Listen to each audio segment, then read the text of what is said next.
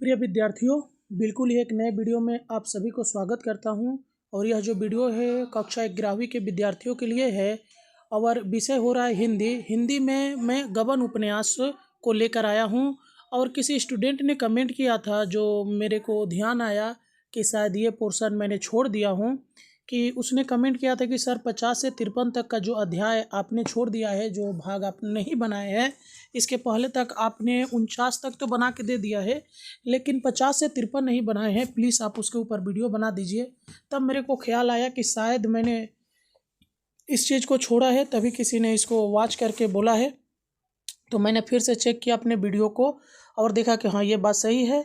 तो मैं आप लोगों के लिए 50 से लेकर 53 तक के गबन उपन्यास, जो बहुत ही महत्वपूर्ण है आपके सेकंड सेमेस्टर के लिए, उसको लेकर आया हूँ। 50 से 53 के बीच में किस तरह के प्रश्न आपके सेकंड सेमेस्टर में आ सकते हैं हिंदी विषय में, तो मैं वही लेकर आया हूँ। यदि आप पहली बार मेरे वीडियो को देख रहे हैं तो चैनल को सब्सक्राइब करके रखिएगा। आपको इस चैनल के माध्यम से सेमेस्टर 2 के अलावा 3 और 4 में भी बहुत हेल्प मिलेगा। और साथ ही साथ जो हमारे पुराने व्यूवर्स है, पुराने स्टूडेंट है, वो वीडियो को लाइक करिए, कमेंट करके बताइए कि आप पश्चिम बंगाल के किस डिस्ट्रिक्ट से मेरे इस वीडियो को देख रहे हैं। तो चलिए हम लोग देख लेते हैं 50 से 53 के बीच में किस तरह के प्रश्न आ सकते हैं आपके सेकेंड सेमेस्टर में। प्रश्न नंबर 1 को देखिए कि रामानाथ ने डिप्टी साहब के अनुसार क्या गलती की थी और इसके परिणाम स्वरूप दरोगा पर क्या आरोप लगाए गए। ठीक है, तो डिप्टी साहब के अनुसार रामानाथ ने बड़ा गोलमाल किया था जिससे दारोगा को जिम्मेदार ठहराया गया। रामानाथ रात को बहाना बनाकर अपनी बीवी के पास चला गया और जज के पास जाकर सब हाल बता दिया। इसके चलते मुकदमे की फिर से पेशी होनी थी, जो पुलिस और दरोगा के लिए असहज स्थिति उत्पन्न कर रही थी। डिप्टी साहब ने दरोगा पर आरोप लगाया कि उन्होंने रामानाथ को जबरदस्ती रोकने की कोशिश नहीं की और इस वजह से पुलिस की सारी मेहनत व्यर्थ हो गई। अफसरों ने सारा दोष दरोगा के ऊपर मढ़ दिया, जिससे दरोगा परेशान और चिंतित हो गया। प्रश्न नंबर 2 को देखिए। और साथ ही साथ यदि आप इसका PDF चाहते हैं तो इस वीडियो के डिस्क्रिप्शन में मेरा व्हाट्सअप नंबर दिया गया है, वहां से जुड़कर कुछ टर्म्स एंड कंडीशन पर आपको PDF भी जरूर प्रोवाइड किया जाएगा। आगे देखिए कि जज साहब ने मुकदमे की फिर से पेशी का फैसला क्यों किया और इस फैसले से पुलिस विभाग और अन्य अधिकारियों की क्या प्रतिक्रिया थी।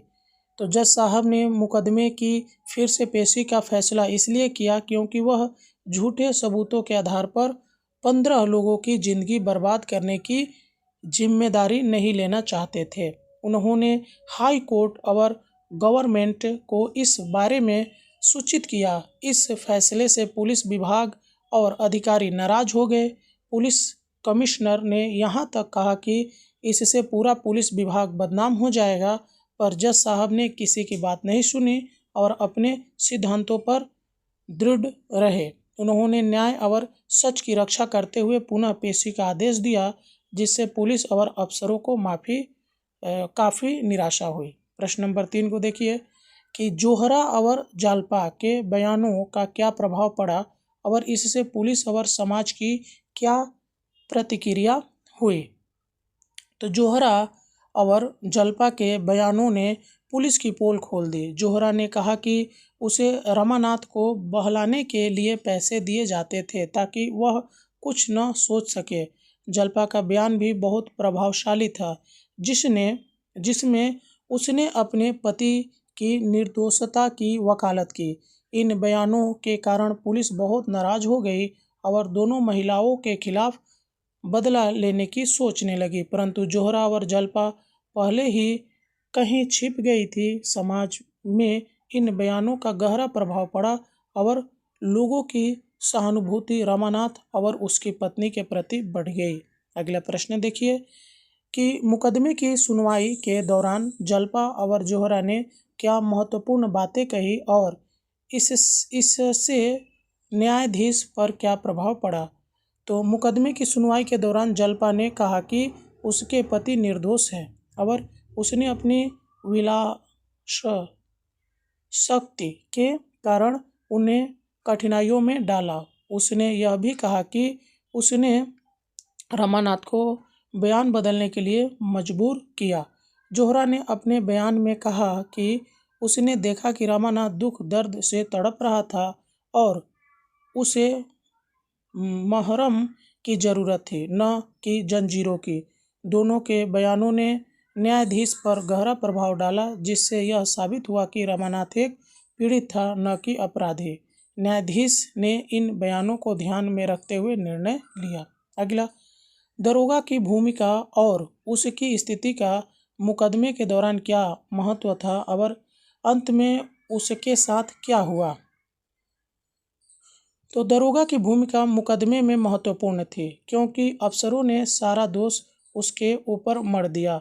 उन्होंने रमानाथ की निगरानी में लापरवाही बरतने का आरोप लगाया, जिसके कारण रमानाथ भाग निकला और मुकदमे की फिर से पेशी करनी पड़ी। दरोगा ने अपने अफसरों की स्वार्थपरता के कारण नई शहादतें बनाने से इनकार कर दिया और तमाशा देखने वाला बन गया। अंततः दरोगा का तबादला कर दिया गया और उसे पूरे मामले के लिए जिम्मेदार ठहराया गया, जिससे उसकी स्थिति बहुत ही दयनीय हो गई। अगला, पाठ में प्रयाग के समीप गंगा के तट पर बसे गांव की प्राकृतिक सुंदरता और शांत वातावरण का वर्णन कीजिए। तो पाठ में प्रयाग के समीप गंगा के तट पर बसे गांव की प्राकृतिक सुंदरता और शांत वातावरण का बहुत ही मनमोहक वर्णन किया गया है। शाम का समय है, गंगा का किनारा शीतल और स्फूर्तिमयी है। वहाँ ढाक के फूलों से भरे हुए मैदान, बरगद के छायादार वृक्ष, बेलों से ढकी झोपड़ियाँ और उनके नीचे बंधी गाय भैंस देखी जा सकती है। यह पूरा दृश्य एक शांतिपूर्ण और सुखमय स्थान का चित्रण करता है, जहाँ न कोई किसी प्रकार का शोरगुल है, न ही प्रदूषण। गंगा नदी का स्वर्णमयी जल लाल, काले और नीले आवरण के साथ चमकता है और मंद स्वर में बहता हुआ अपने गंतव्य की ओर जा रहा है।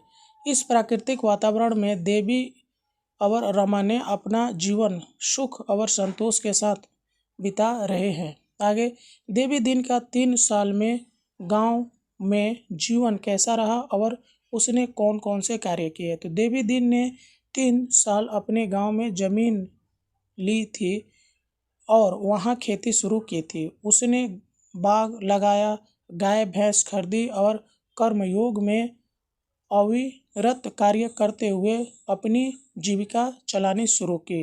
अपने निरंतर परिश्रम और समर्पण के कारण वह अब सुख, संतोष और शांति का अनुभव कर रहा है।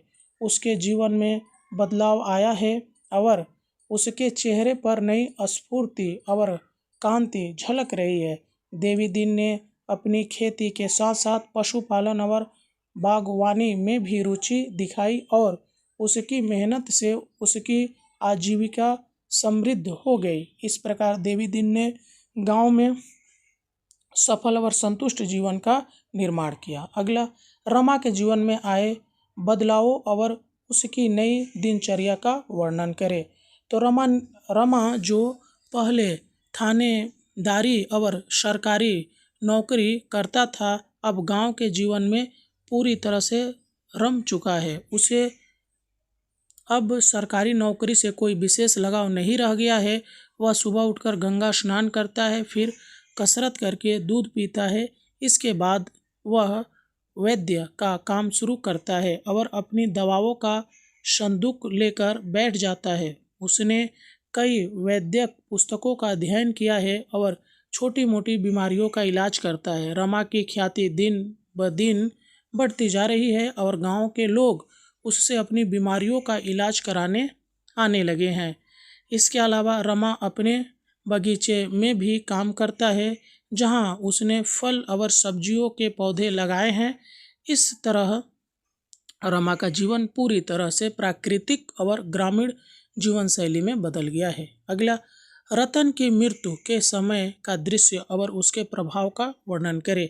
तो रतन की मृत्यु का दृश्य बहुत ही मार्मिक है। रतन का शरीर बिल्कुल कमजोर हो चुका था, उसका चेहरा पीला और मुरझाया हुआ था। उसकी सेवा शुश्रूषा में जोहरा ने कोई कसर नहीं छोड़ी थी, लेकिन अंततः रतन का जीवन समाप्त हो गया। उसकी मृत्यु के बाद घर में एक गहरा शोक छा गया। यह शोक ऐसा था जिसे लोग शब्दों में व्यक्त नहीं कर पा रहे थे, बल्कि वे मुख रुदन कर रहे थे। इस शोक का बोझ दिल से कभी उतरने वाला नहीं था। रतन की मृत्यु ने जोहरा को अकेला कर दिया और वह हर वक्त उसकी याद में खोई रहती थी। यह घटना पूरे परिवार के जीवन पर गहरा प्रभाव छोड़ गई और रतन की यादें हमेशा के लिए उनके साथ रह गई। आगे पाठ में बाढ़ के दृश्य का वर्णन और उस समय के संघर्ष का वर्णन कीजिए। तो यह अंतिम प्रश्न है आपका गबन उपन्यास का। पाठ के बाढ़ का दृश्य बहुत ही रोमांच और खतरनाक तरीके से चित्रित किया गया है। गंगा नदी अपने उफान पर थी और गांवों को निगल रही थी। बाढ़ के कारण गांव बहते जा रहे थे और लहरें उन्मत्त होकर गरज रही थी। झोपड़े और पेड़ बहुते नजर आ रहे थे, मानो प्रकृति का एक तिलस्मी चित्र आंखों के सामने हो। इस कठिन परिस्थिति में एक किश्ती नजर आती है जिसमें स्त्री पुरुष चिमटे हुए थे। किश्ती कभी ऊपर उठती, कभी नीचे जाती और लगता था कि वह उल्टी खाने वाली है। इस संघर्ष के बीच भी लोग गंगा माता की जय का जयघोष कर रहे थे। यह जीवन और मृत्यु का संघर्ष था जिसमें लोग किनारे पर खड़े होकर दिल थामे यह नज़ारा देख रहे थे। तो यहीं पर हमारा जो गबन उपन्यास है समाप्त होता है। मिलते हैं किसी और वीडियो में, तब तक के लिए जय हिंद।